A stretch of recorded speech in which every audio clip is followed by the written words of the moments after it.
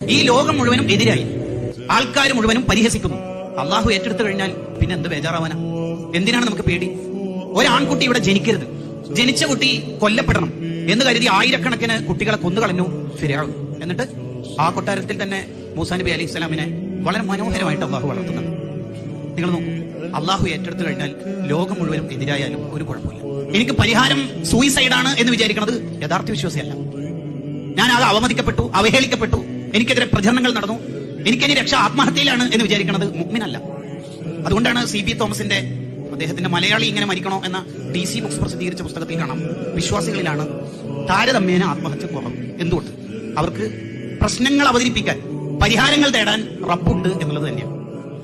ഇങ്ങനെ എല്ലാത്തിനും കഴിവുള്ള അള്ളാഹുവാണ് എന്റെ റബ്ബ് എന്ന് വിചാരിക്കുമ്പോൾ കിട്ടുന്ന ഒരു സുഖമാണ് അൽ ഈമാനു ബില്ലാഹ്, അള്ളാഹുവിനുള്ള ഉറച്ച വിശ്വാസം. ഇങ്ങനെ വിശ്വസിക്കുന്ന ഒരു മുഅ്മിനിന് എന്തിനാണ് ടെൻഷൻ? അയാൾക്ക് എന്തിനാണ് മൂഡ് ഓഫിന്റെ ഇമോജി? അയാൾക്ക് എന്തിനാണ് പ്രയാസം?